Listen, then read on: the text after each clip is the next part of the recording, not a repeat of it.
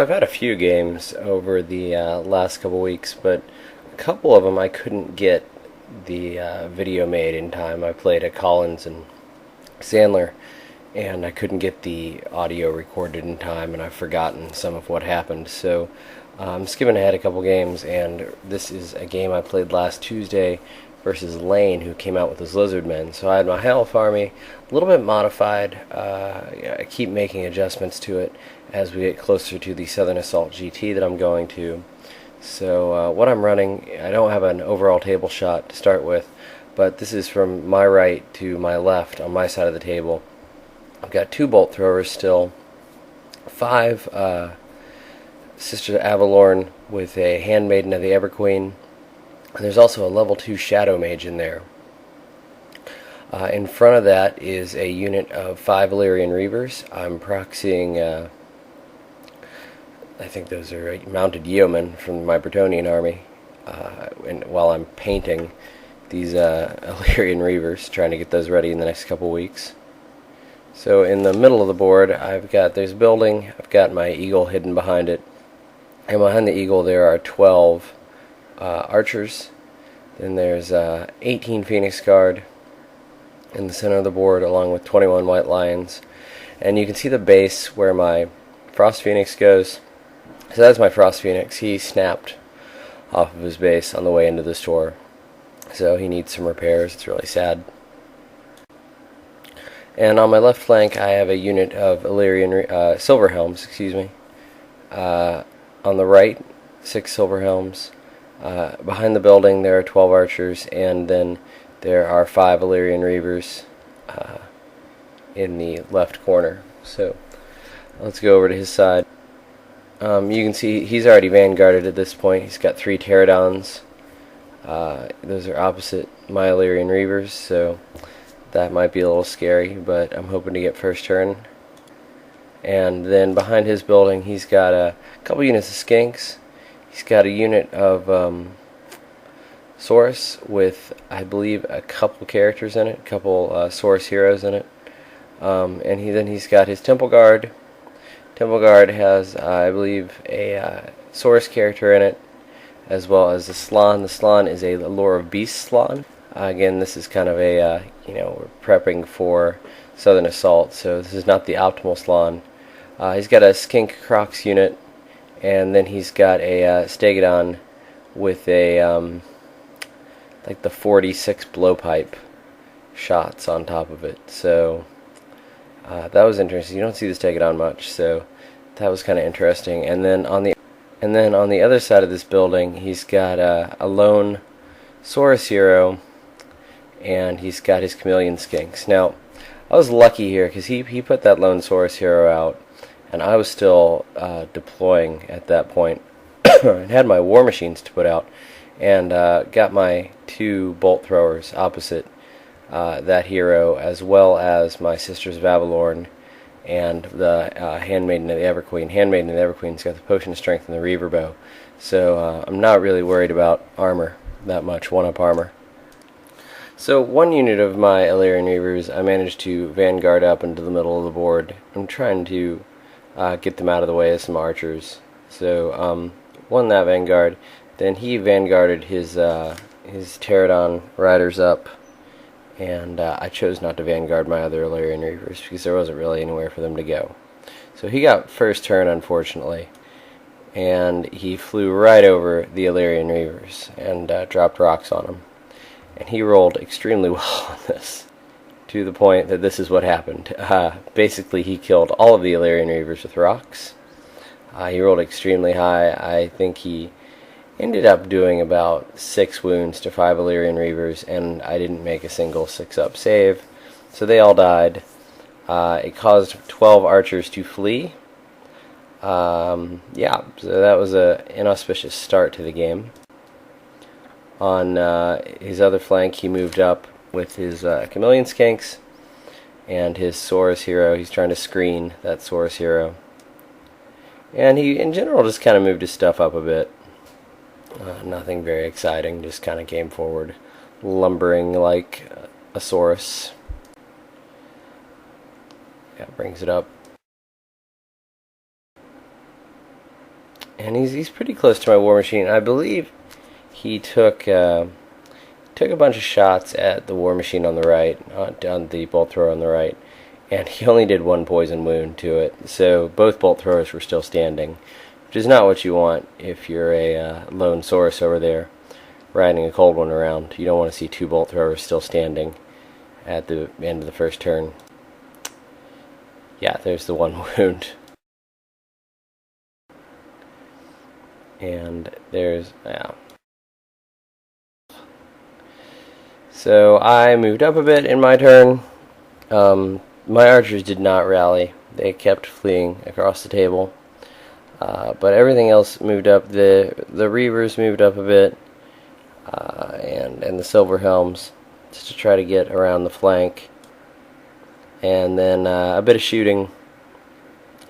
And magic, I made the Chameleon Skinks flee out of the way. And I think I used archers to do this. I like hitting on 6s, but I have enough archers over there that that's not a big deal. And I separated the Handmaiden out from the Sisters of Avalorn so that she could shoot at a different target if she wanted. Luckily, because the Chameleon Skinks fled from being shot at, they moved right out of the way of the bolt thrower. And the bolt throwers then proceeded to blow the Saurus off the table, which was nice. And then I had used the Potion of Strength on the Handmaiden, so I took 3 shots at the Stegodon and did 3 wounds to that. Scared him off a bit. And you can see my archers continue to run through the Eagle. The Eagle held steady, but it's pretty embarrassing for those archers. Luckily, they're in BSB and general range now, so they can attempt to hold on.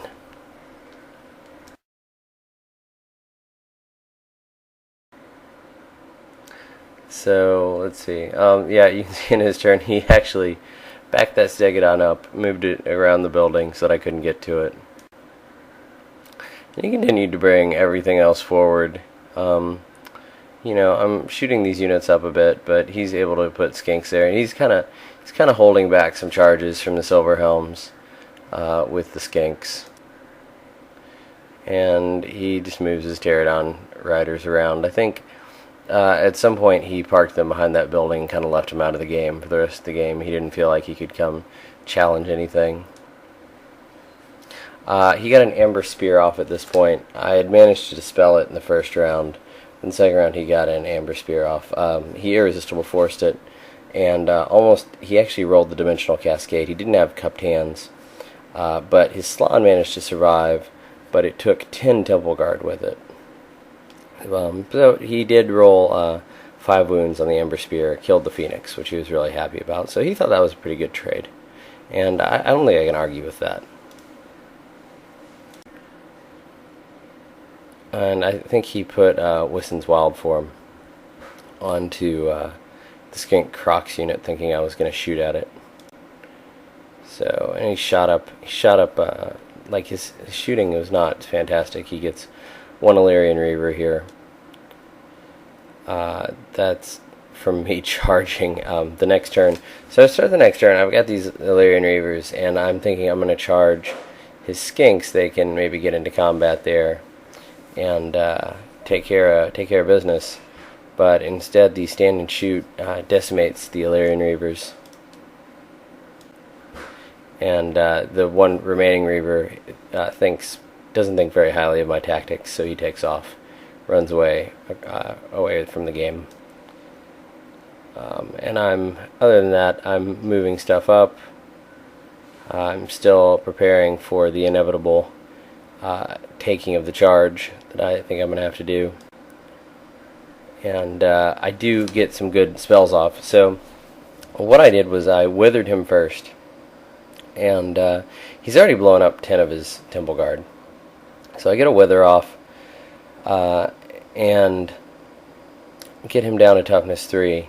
And then I put a fiery convocation on with my I have a level 3 High Mage and 2 level 2 Shadows. So one of my level 2 Shadows withers his Temple Guard down, and then fiery convocation does a strength 4 hit to everybody. Now, this isn't like greatly exciting. He's got a 3-up armor save, so it goes up to a 4-up. But I'm still wounding on 3s and killing half of what I wound. And between this and shooting, I'm really hoping to just whittle down that Temple Guard unit and make it a non-factor and get to the Salon. Because I feel like Lizardmen armies are kind of like getting to the center of the Tootsie Roll Pop. You want to hear that crunch when the Salon dies. So that's when you know it's over. Everything else in the game, I don't know if it really... It's hard to get a good win versus Lizardmen if you don't take care of the Salon. You want that BSB in the general, and generally the expensive unit that comes with it. So I've got him withered down, convocating away.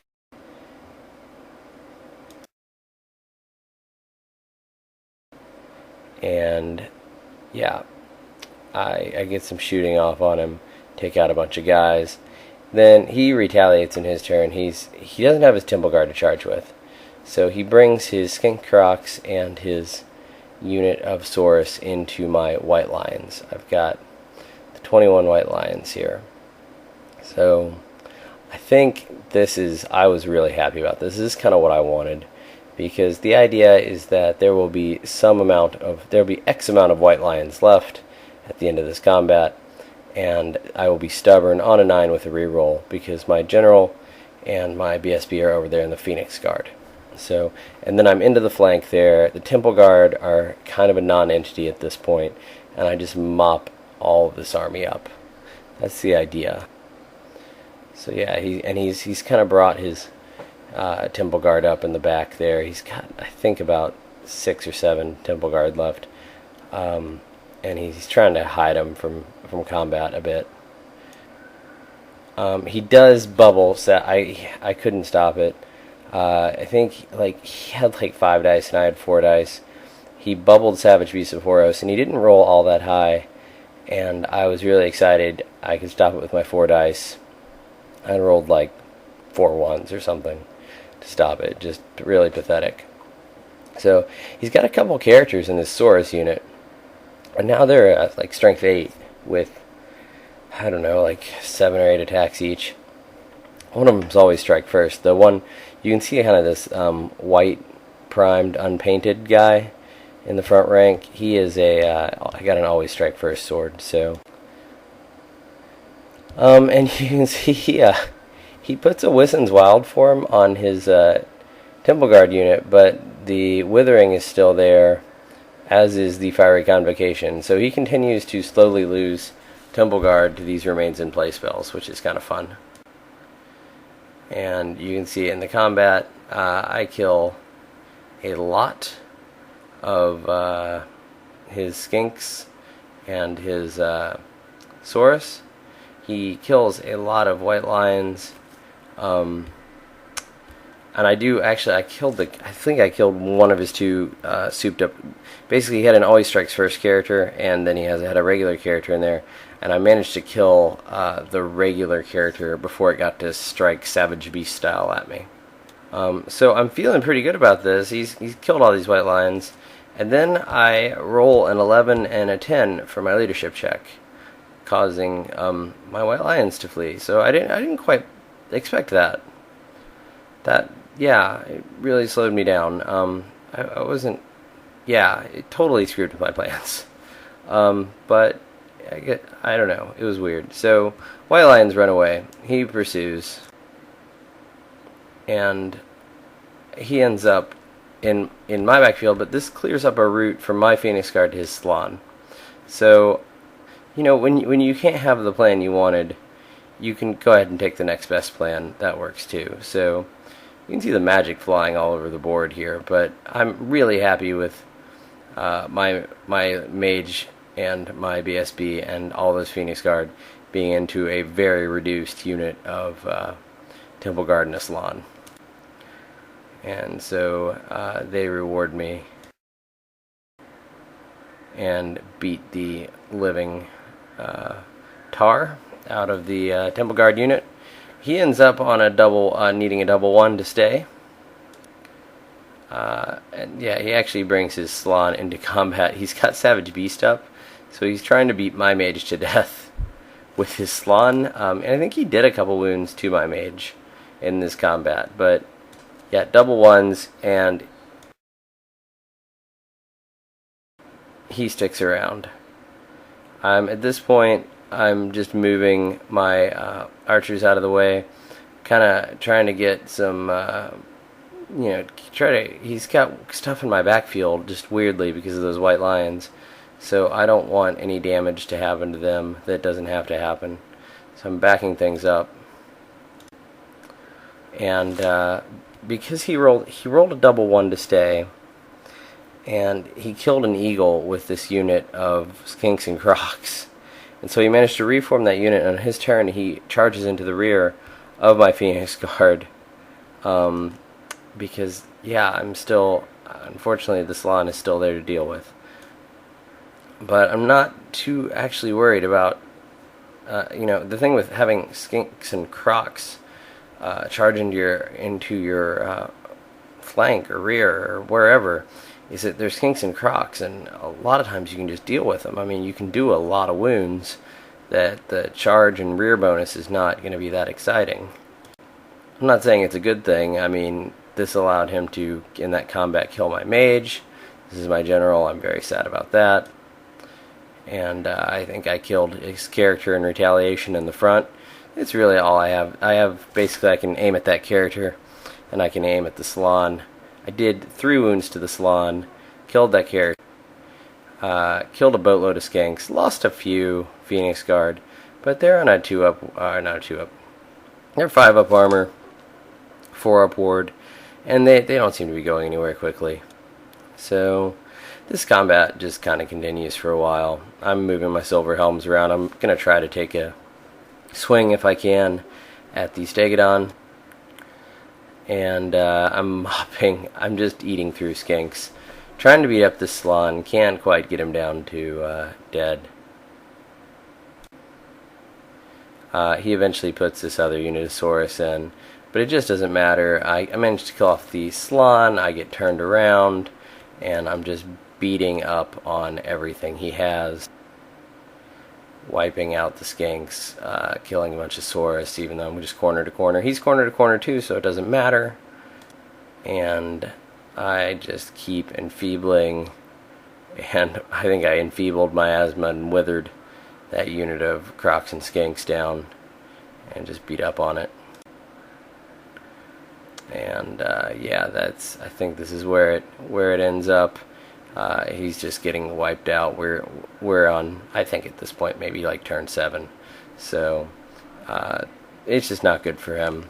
And we decided to call it off. I think those Phoenix Guard might have held off that Lizardman army all day. So especially with the shadow magic coming in from the back, I've actually been, wiping out, just like shooting at his other stuff in the meantime. And I didn't get to fight the Stegodon, which was sad with the silver helms. They just missed the charge by an inch, but yeah. So it was a good win. Not a graceful win, I would say, but a good win for me with the High Elves.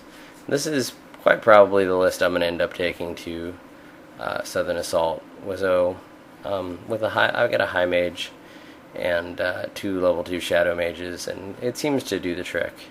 So, and it actually gets me a decent comp at like a 12. It's not as much comp as I'd like, but the Swedish comp, for those of you who are familiar, really kind of taking a bite out of the High Elves, especially shooty High Elves for some reason. So, this is a list I'm fairly happy with. So, anyway, should be playing a game this week coming up, and try to get some good pictures there, get a good battle report going, and actually, since I'm not traveling as much in the next couple weeks, I'll be able to do battle reports as I take the pictures, which will be something enjoyable for both of us. Alright, see you next time.